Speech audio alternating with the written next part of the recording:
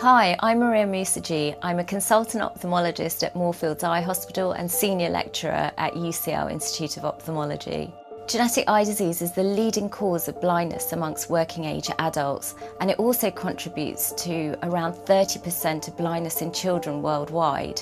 I'm developing the use of small molecule drugs for the treatment of a particular type of genetic change called a nonsense mutation.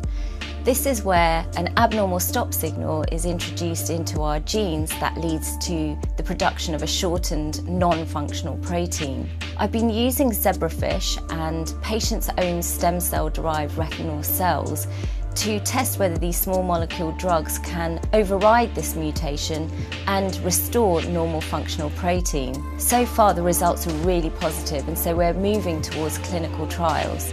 If this treatment proves to be safe and effective in our patients, then this will have a huge impact on genetic eye disease. It will provide a therapy which is widely applicable that could prevent further sight loss.